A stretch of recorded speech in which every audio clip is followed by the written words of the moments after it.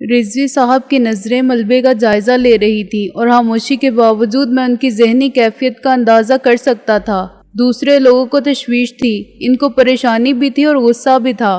انہوں نے لوگوں کو مطمئن کیا کہ غالباً رابعہ کو ان کا شوفر لے گیا ہوگا، کیونکہ انہیں اپنی گاڑی نظر نہیں آ رہی ہے، اور رابعہ کے اکیلے رہ جانے کے خیال سے وہ ہدایات دے گئے تھے کہ وہ ان کی وائف کے ساتھ چلی جائے۔ ایک ہمسائے نے تصدیق کی پیشکش کی اور رضوی صاحب نے اپنے گھر کا نمبر بتایا۔ 10 منٹ بعد یہ بات سب کو معلوم ہو چکی تھی کہ مس رابعہ خیریت سے ہیں۔ جانے والے اب 100 باتیں کر رہے تھے۔ عام خیال یہی تھا کہ اس موقع پر یہ انتقامی کارروائی انتہائی شرمناک حرکت ہے اور غالباً ذمہ دار کوئی ایسا موکل ہوگا جس کا مقدمہ رابعہ جیت نہیں سکی ہوگی۔ ممکن ہے کسی پھانسی پر لٹک جانے والے قاتل کے وارثوں نے وکیل صاحبہ کو ان کی نااہلی کی سزا دی ہو، جن کو فیس اس لیے دی گئی تھی کہ موکل کی جان بچائیں۔ وکلاء کی برادری کا نقطۂ نظر اور مطالبہ تقریباً ایک ہی تھا، اور وہ بار کے اجلاس میں احتجاج کی اور پریس کانفرنس کی غنڈہ گردی کے بڑھتے ہوئے واقعات کی، پولیس کی نااہلی کے مقابلے میں قانون شکن عناصر کی روز افزوں وارداتوں کی باتیں کرتے رخصت ہو رہے تھے۔ دوبارہ ضامن رضوی صاحب کے روبرو ہونے سے پیشتر ہمارا غائب ہو جانا بہتر تھا۔ سب لوگوں کی طرح ہم بھی حیرت اور غم و غصے کے اظہار میں پیش تھے، اور ان معتبر گواہوں کی تعداد کافی تھی جو پورے یقین کے ساتھ کہہ رہے تھے کہ ہم تدفین سے پہلے یہاں موجود تھے۔ ہم وقت جنازے کے ساتھ رہے اور سب کے ساتھ واپس آئے تھے۔ ضامن رضوی صاحب اب تفتیش کے لیے ہدایات جاری کر رہے تھے اور ایک اخبار کے رپورٹر سے بھی الجھ رہے تھے جو خبر پا کے یا محض اتفاق کے باعث آ پہنچا تھا۔ میں اور محسن ان کی نظر بچا کے ایک وکیل کی کار میں بیٹھ گئے۔ ہمیں ذرا نہر کے پل پر اتار دیجیے گا، میں نے کہا۔ اس شریف آدمی کو جانا تو مخالف سمت تھا، لیکن اتنے کم فاصلے کے لیے وہ اخلاق اور مروت کے تقاضوں کو نظر انداز کر کے انکار نہیں کر سکتا تھا۔ نہر کے پل پر اتر جانے کے بعد ہم نے تھوڑا سا فاصلہ پیدل طے کیا اور اس مقام تک پہنچے جہاں ہم نے رابعہ کی فاکس ویگن چھوڑی تھی۔ اس کو نمایاں کرنے والا ایک تو ٹماٹر جیسا چمکتا ہوا گہرا لال رنگ تھا۔ اب سامنے سے بمپر کے پچک جانے، بونٹ کے دب جانے اور مڈ گارڈوں کے بدنما ہو جانے سے اس کار کو شہر میں ہر جگہ دور سے پہچانا جا سکتا تھا۔ کار وہیں موجود تھی اور اسی حالت میں کھڑی تھی جس طرح ہم نے چھوڑا تھا۔ دروازہ کھولنے تک مجھے یہ شک نہیں ہوا کہ کسی نے کار کا دروازہ کھولا ہوگا۔ اب شام کے سائے پھیلنے لگے تھے اور کار کے بند شیشوں سے اندر کا منظر نسبتاً کم روشنی کے باعث دکھائی نہیں دیتا تھا۔ مجھے اور محسن کو تشویش لاحق ہو چلی تھی کہ ہمارا قیدی صبح سے بھوکا پیاسا ہے، بندھا پڑا ہے اور گھسیٹا جا رہا ہے، کچھ بتانے سے پہلے ہی سختی کی تاب نہ لا کے دم نہ توڑ جائے۔ لیکن سیٹ کو اٹھاتے ہی شبے کی گنجائش نہ رہی۔ میں نے پلٹ کر محسن کو دیکھا اور میری صورت دیکھتے ہی محسن سمجھ گیا کہ ہمارے اندیشے سچ ہو گئے ہیں۔ میں نے سیٹ کو سیدھا کر کے فٹ کیا اور محسن نے میری جگہ آ کے وہ خون دیکھا جو اگلی اور پچھلی سیٹوں کے درمیان بچھے ہوئے قالین پر جمع ہو گیا تھا۔ خون اس زخم سے نکلا تھا جو دل کے مقام پر نظر آ رہا تھا اور اب بھی رس رہا تھا۔ زخم اس خنجر کا تھا جس کا صرف دستہ سینے کے باہر تھا، اس کا پھل سینے سے گزر کے دل میں پیوست ہو چکا تھا۔ عالم بے ہوشی میں ہی دستے قاتل اپنا کام کر گیا تھا۔ یہ حرکت کسی نے ابھی ابھی کی ہے سکندر، محسن نے کہا اور جھک کے دیکھنے لگا۔ یہ ابھی مرا نہیں ہے، وہ کچھ دیر بعد چلایا۔ بس اب یہاں سے بھاگنے کی کر، کوئی دیکھ لے گا تو ہم مارے جائیں گے۔ محسن نے انجن میں چابی گھمائی اور انجن فوراً سٹارٹ ہو گیا۔ تب مجھے خیال آیا کہ کچھ دیر پہلے ہم جان بچا کے اور اس قیدی کو لے کر رابعہ کے گھر سے فرار ہوئے تھے، تب بھی کار کو دھکا لگانے کی ضرورت پیش نہیں آئی تھی، حالانکہ صبح سے 2 بار ایسا ہو چکا تھا۔ وہ نقص جو وقتی تھا دور ہو گیا تھا، مگر مجھے یوں لگا جیسے وفادار گاڑی صورتحال کی نزاکت سمجھتی ہے اور وقت کے تقاضے کے مطابق ساتھ دیتی ہے۔ محسن نے کار کو نہر کے کنارے سے بائیں جانب موڑ دیا۔ ہمارا پہلا مقصد اس جگہ سے دور نکل جانا تھا۔ گھر کو تباہ کر دینے کے باوجود وہ مطمئن نہیں ہوئے تھے۔ محسن نے رفتار بڑھاتے ہوئے کہا، اس سے تو یہی ظاہر ہوتا ہے کہ انہوں نے بعد میں بھی ہمارا تعاقب جاری رکھا۔ میں نے کہا، لیکن یار میں نے کسی کو پیچھے آتے نہیں دیکھا تھا۔ محسن بولا، انہوں نے اندازہ کر لیا ہوگا کہ بھاگ کر ہم کہاں جا سکتے ہیں۔ میں نے کہا، باقی سب لوگ اپنی گاڑیاں چھوڑ کر پیدل گئے تھے، ہم یہ گاڑی لے کر قبرستان جاتے تو سڑک کے کنارے کھڑی ہوئی واحد کار کو سب دیکھتے اور پہچان کے حیران بھی ہوتے۔ شاید انہوں نے ہمیں پیدل قبرستان تک جاتے بھی دیکھا ہو، معمولی سی تلاش سے کار ان کو مل گئی ہو، پھر وہ اپنے آدمی کو کیوں نہیں لے گئے؟ محسن نے سوچتے ہوئے کہا، ایک تو ان کے لیے یہاں اس کار میں سے کسی دست و پابستہ آدمی کو نکالنا آسان نہیں تھا، ٹریفک اتنی ہے کہ مجمع اکٹھا ہو جاتا۔ میں نے کہا، دوسری بات یہ کہ ان کو یہ تردد کرنے کی ضرورت نہیں تھی، اس سے زیادہ آسان کام خنجر گھونپ کے نکل جانا تھا۔ اس آدمی کا وجود ان کے لیے خطرناک ہو گیا تھا، جسے دیکھا تو ہم نے ہی تھا، مگر دشمن کا خیال ہوگا کہ پولیس والے بھی دیکھ چکے ہیں اور ہو سکتا ہے تصویریں اور فنگر پرنٹس لے چکے ہوں۔ ایسے بے مصرف اور بے وقت آدمی کے زندہ رہنے میں خطرہ تھا، مگر اسے مار کے یہ خطرہ بھی ختم کیا جا سکتا تھا اور ہمارے لیے مصیبت بھی کھڑی کی جا سکتی تھی۔ تیرا مطلب ہے وہ پولیس کو فون کر چکے ہوں گے؟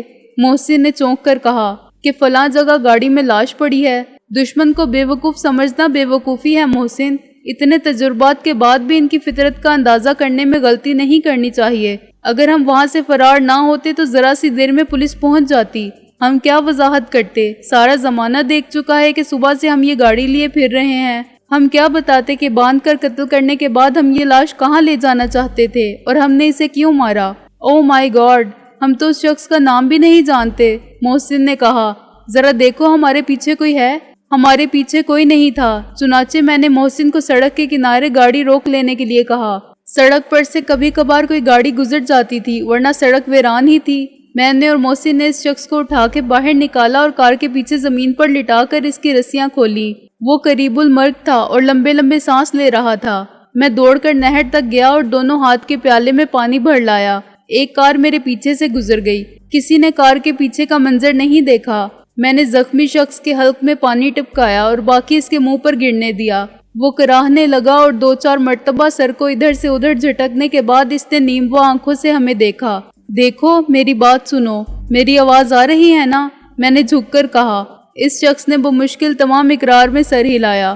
ایک بات سمجھ لو، تم بہت زیادہ زخمی ہو، تم جانتے ہو کہ تمہیں مارنے والے کون ہیں، ہم تمہارا انتقام لے سکتے ہیں، ہمیں ان کا نام بتا دو، کون لوگ ہیں وہ؟ تمہارا بچنا مشکل ہے، لیکن مرنے سے پہلے تم ایک نیکی کر سکتے ہو۔ ایک بار پھر اس نے جسم کی ختم ہوتی ہوئی قوت کو مجمع کیا۔ اس کے لب کانپے، مگر الفاظ اس کے حلق سے خرخراہٹ بن کے نکلے۔ ایک مرتبہ پھر میں پانی بھر کے لایا، مگر میرے ہاتھوں کے کاسائے گدائی کا پانی موت سے مزید مہلت حاصل نہ کر سکا۔ محسن نے مایوسی سے نفی میں سر ہلایا اور میں نے ہاتھ چھوڑ دیے۔ پانی خشک زمین میں جذب ہو گیا، اس خون کی طرح جو ایسے ہی ہاک راہ گزر کو سیراب کر رہا تھا۔ ایک آدمی کے خون سے بھی کہیں زمین کی پیاس بجھتی ہے۔ زمین تو ازل سے ہر جگہ ہر وقت وہ خون پیتی رہتی ہے جو آدمی نے بہایا اور آدمی کا تھا۔ پتھر کے زمانے سے ایٹم بم کے زمانے تک لاکھوں کروڑوں اربوں مرنے والوں کا خون مٹی کا رنگ تک نہیں بدل سکا۔ کچھ نہیں بتایا اس نے، میں نے ایک گہری سانس لے کر کہا۔ بتایا ہے، محسن بولا۔ معلوم نہیں میں نے غلط سنا یا صحیح، اور وہ دمے آخر ذہن میں آنے والے بے ربط خیالات تھے یا ان الفاظ سے کوئی نتیجہ حاصل کیا جا سکتا ہے؟ ایک لفظ تو راج یا راجا تھا، راج گڑھ یا راجا گڑھ۔ راج گڑھ ایک محل ہے، میں نے کہا۔ اور کرامت، دوسرا لفظ مجھے کرامت سنائی دیا تھا، تیسرا لفظ غالباً سراج تھا۔ سروج تو ہو نہیں سکتا، سراب بھی مشکل ہے۔ کرامت اور سراج، میں نے کہا، یہ تو نام ہو سکتے ہیں، مگر راج گڑھ تو بہت بڑا علاقہ ہے، وہاں صرف نام سے کسے تلاش کیا جا سکتا ہے؟ معلوم نہیں وہاں کتنے کرامت علی، کرامت حسین اور کرامت دین ہوں۔ سڑک کو خالی پا کے ہم نے لاش کو وہیں چھوڑا اور کار لے کر چل پڑے۔ یہ کار بھی اب ہمارے لیے چلتا پھرتا خطرہ بن گئی تھی۔ ایک اندیشہ یہ تھا کہ دشمنوں نے پولیس کو فون کیا ہوگا تو کار کا نمبر وغیرہ ضرور لکھوایا ہوگا۔ دوسرا اندیشہ یہ بھی تھا کہ ہم جس بنگلے کی دیوار توڑ کے نکل آئے تھے وہاں بھی خواتین نے نمبر دیکھ لیا ہوگا۔ اس خطرے سے نجات کی بہترین صورت یہی ہو سکتی تھی کہ گاڑی سے نجات حاصل کر لی جائے۔ میں نے اسے تقریباً 2 میل آگے لے جا کر سڑک سے نیچے اتار دیا۔ اس کے گلفز کمپارٹمنٹ میں سے 9,000 روپے کی گڈی کے علاوہ ہم نے کچھ نہیں نکالا تاکہ پولیس کو مالک کا سراغ لگانے میں آسانی ہو۔ رابعہ نے ضامن رضوی صاحب کو اپنے اغوا کیے جانے کی اور بازیابی کے لیے ہماری کوششوں کا تمام ماجرا بتا دیا تھا۔ ہم رکشہ سے اترے تو سورج غروب ہو چکا تھا، مگر رضوی صاحب لان پر بیٹھے تھے، بالکل اکیلے اور اپنے خیالات میں غرق۔ ان کے سامنے کی 3 کرسیاں خالی تھیں اور میز پر چائے کے برتن رکھے تھے۔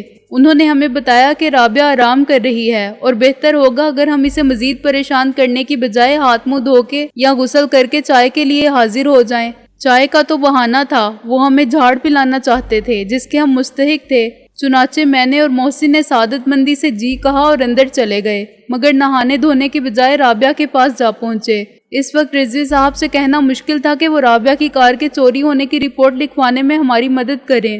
رابعہ ہماری بات سمجھ سکتی تھی اور رضوی صاحب کو سمجھا سکتی تھی۔ آدھے گھنٹے بعد ہم غسل وغیرہ سے فارغ ہو کے اور کپڑے بدل کے حاضر ہوئے تو رابعہ بھی ایک کرسی پر بیٹھی تھی اور تازہ چائے آ چکی تھی۔ رضوی صاحب نے ٹیلی فون کر کے اپنے علاقے کے ایک تھانے دار کو بلوا لیا تھا اور بہت برہم تھے۔ ان کی تمام برہمی کا نشانہ ہم ہی بن سکتے تھے۔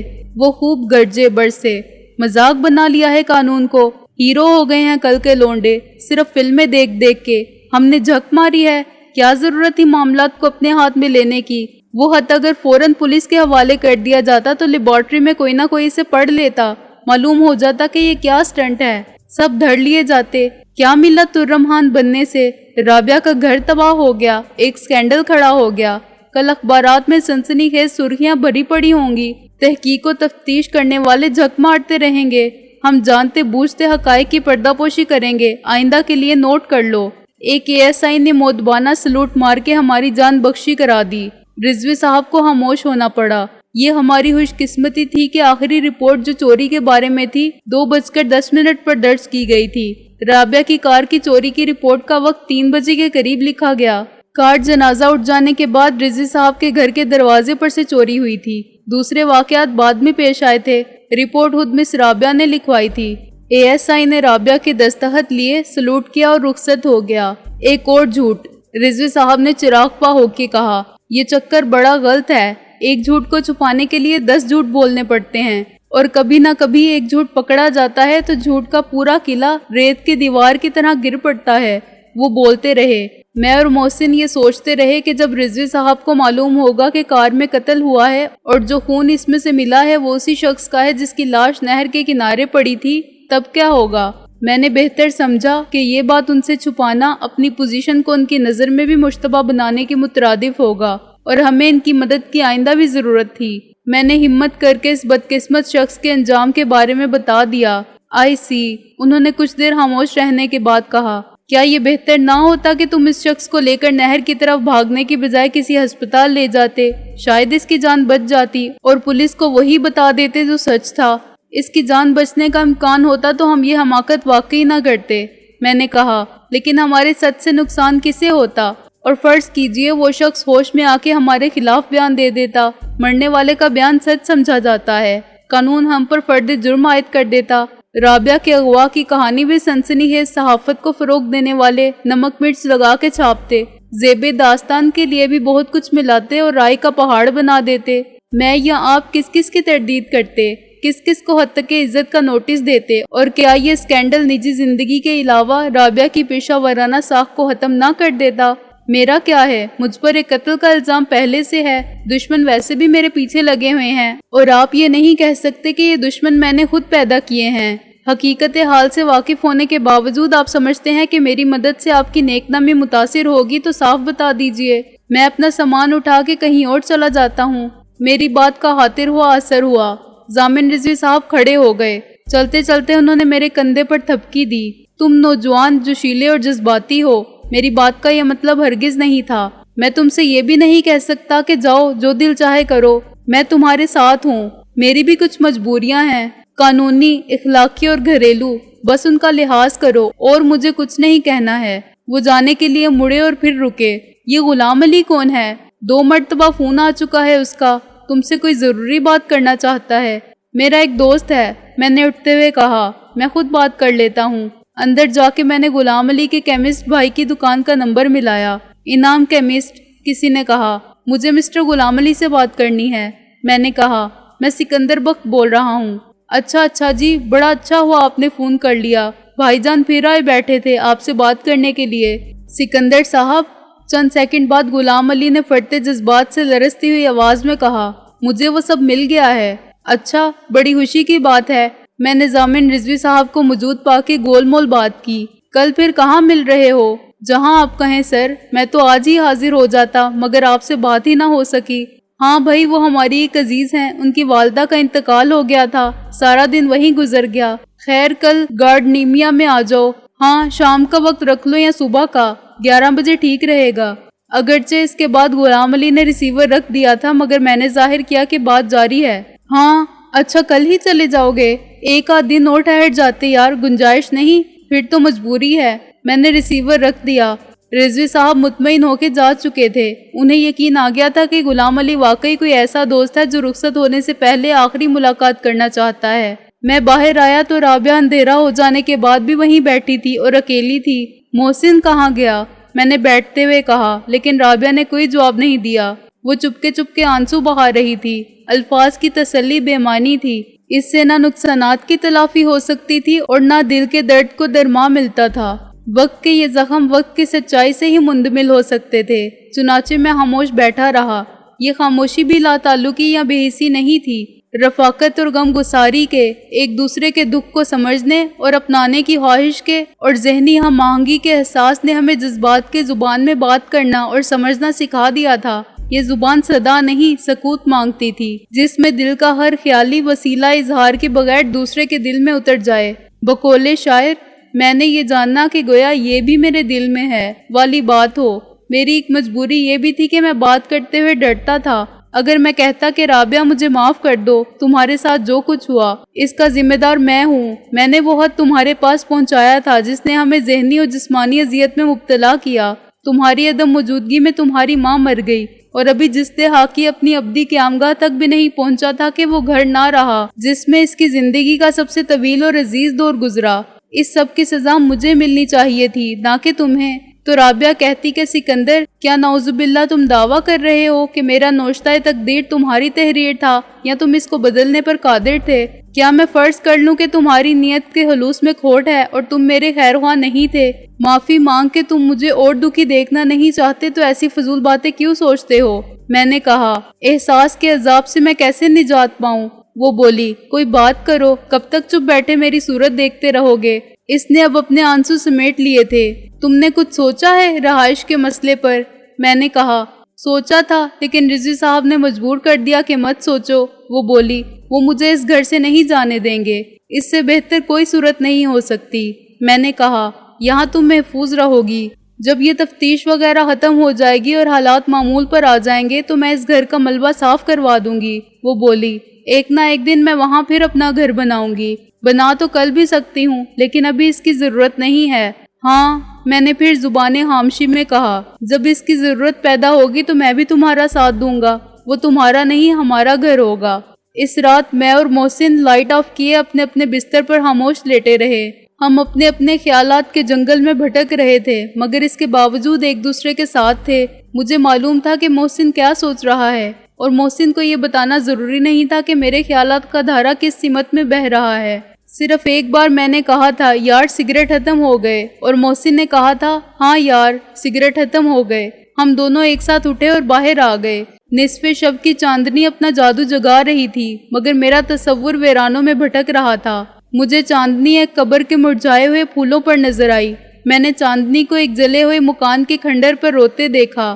پلٹ کر دیکھنے پر مجھے دوسری منزل پر خوابگاہ کی ایک کھڑکی کھلی نظر آئی۔ اس کے فریم میں ایک سایہ رابعہ کے حد و حال کی خبر دے رہا تھا۔ شاید وہ بھی چاندنی کو وہیں دیکھ رہی تھی اور ویسے ہی دیکھ رہی تھی جیسے میں نے دیکھا تھا۔ میں اور محسن بے حد تھکے ہوئے تھے اور ہمارے جسم سکون کی نیند مانگتے تھے، مگر نیند تو ذہن کے دریچوں سے اترتی ہے، اور یہ دریچے منتشر خیالات کی کثرت سے بند تھے، افریقہ کے جنگلوں کی زمین کی طرح، جہاں درختوں اور شاخوں پر برگ و بار کی کثرت سورج کی ایک کرن کو بھی راہ نہیں دیتی۔ ہم ریلوے اسٹیشن تک گئے، چائے کے 2 کپ پی کر بھی بنچوں پر بیٹھے رہے اور پھر سگریٹ کے پیکٹ خرید کے لوٹ آئے۔ میری آنکھ لگی تو دور سے صبح کی اذان کی آواز آ رہی تھی۔ پھر ایک لمحے کے 2 حصے ہو گئے۔ پہلے حصے میں فوزیہ نے میرے سامنے آ کے کہا، سکندر کیا یہ سچ ہے کہ تم رابعہ کو چاہنے لگے ہو؟ دوسرے حصے میں فوزیہ کی جگہ رابعہ آ گئی۔ آخر تم کب تک جھوٹ بولتے رہو گے اور بھاگتے رہو گے؟ آگے تو راستے بھی بند ہیں۔ اور مؤذن نے کہا، راستے بند نہیں ہیں، آؤ بھلائی کی طرف، آؤ بھلائی کی طرف، سچائی کی طرف، اس کی رحمت کے دروازے تو کھلے رہتے ہیں۔ میں اٹھ بیٹھا، وضو کر کے قبلہ رو ہو گیا۔ اس روز نماز کے اجازے میں عیسائی نے مجھے وہ سکون دیا جس کا میں طالب تھا اور جو مجھے کوئی بھی نہیں دے سکتا تھا، خواہ اس کے اختیار میں تمام دنیاوی وسائل ہوتے۔ 10:30 بجے میں ریگل کے سٹاپ پر اترا تو زندگی کی ہر رونق اور تمام گہما گہمی عروج پر تھی۔ گزرے ہوئے دن اور یادیں فگاں کے خیال کسی کی راہ میں حائل نہ تھا۔ اور میں نے بھی سڑک عبور کی تو میں صرف غلام علی کے بارے میں سوچ رہا تھا۔ گارڈینیا کے شفاف شیشوں والے دروازے پر ابھی تک پلاسٹک کی سفید تختی آویزہ تھی جس پر سرخ حروف سے کلوز لکھا ہوا تھا۔ اس معیار کے ریسٹورنٹ 11:30 بجے تک ہی کھلتے تھے۔ میں ایک بک سٹال پر کتابیں دیکھتا رہا۔ 10 منٹ بعد میں نے ہر اخبار کی ایک کاپی طلب کی تو دکاندار نے مجھے غور سے دیکھا اور زیر لب مسکرایا۔ میں پرواہ کیے بغیر مخالف سمت کے بس سٹاپ پر مردانہ حصے کے بینچ پر جا بیٹھا۔ تمام اخبارات نے شہر کی مشہور وکیل کے مکان میں دھماکوں کا اور آتش زدگی کا ذکر کیا تھا، تصاویر شائع کی تھی اور حالات کے پراسرار ہونے پر تبصرہ کیا تھا، کیونکہ یہ سب کچھ وکیل رابعہ قاری کی والدہ کا جنازہ اٹھتے ہی ہوا تھا اور اتفاق سے وہ خود گھر سے جا چکی تھی۔ اخبار میں رابعہ کی تصویر تھی۔ ضامن رضوی صاحب کی تصویر بھی ایک اخبار نے الگ چھاپی تھی کہ انہوں نے تفتیش کے موقع پر نگرانی کی اور مس رابعہ قاری سردست انہی کے ساتھ قیام پذیر ہیں۔ مزید تصویریں 3 سوختہ لاشوں کی تھیں جو ملبے سے برآمد ہوئی تھیں اور پہچانے جانے کے قابل نہیں رہی تھیں۔ گولیاں چلنے کا ذکر کہیں نہیں تھا اور یہ غالباً رضوی صاحب کی ذاتی کوشش کے طفیل ممکن ہوا تھا۔ اخبارات نے اسے بے ضمیر لوگوں کی انتقامی کارروائی قرار دیا تھا اور حکومت سے سخت اور فوری اقدامات کا مطالبہ کیا گیا تھا۔ صرف ایک اخبار نے رابعہ قاری ایڈوکیٹ کی کار کے چوری ہونے کی خبر کے ساتھ کار کی تصویر بھی چھاپ دی تھی اور قیاس رائے کی بنیاد پر کار میں ملنے والے خون کے نشانات کو اس لاش سے منسوب کر دیا تھا جو پولیس کو اسی سڑک پر 2 میل دور ملی تھی۔ رپورٹر نے خیال ظاہر کیا تھا کہ حملہ آور بھاگتے وقت گاڑی بھی لے گئے اور کسی آپس کے اختلافات کے باعث انہوں نے اپنے ہی ایک ساتھی کو بھی قتل کر کے پھینک دیا۔ صرف ایک اخبار نے اس بنگلے کی تصویر چھاپی تھی جس میں ایک چوری کی سفید ٹویوٹا میں آنے والے ایک سرخ فاکس ویگن کا تعاقب کرتے ہوئے پہنچے تھے لیکن کار چھوڑ کر بھاگنے پر مجبور ہو گئے تھے۔ جب میں نے اخبار سمیٹے تو 11:10 ہو چکے تھے۔ گارڈینیا کے بند دروازوں پر وہی تختی پلٹ دی گئی تھی اور اب اوپن کے الفاظ خوش آمدید کہہ رہے تھے۔ میں نے اخبار کو وہیں چھوڑا اور ریسٹورنٹ میں داخل ہو گیا جہاں اندھیرے اجالے کا نرم امتزاج بڑا سکون بخش تھا۔ ہر میز خالی تھی اور میں اندر قدم رکھنے والا پہلا شخص تھا۔ مجھے کچھ مایوسی ہوئی۔ میرا خیال تھا غلام علی مجھے انتظار کرتا ملے گا، مگر وقت کی پابندی نہ کرنا ہماری قومی عادت ہے۔ خود میں بھی 10 منٹ دیر سے پہنچا تھا۔ غلام علی کو آدھے گھنٹے کی دیر بھی ہو سکتی تھی۔ میں نے چائے کا ایک کپ ختم کیا اور سگریٹ جلائی تو 11:30 میں 5 منٹ کم تھے۔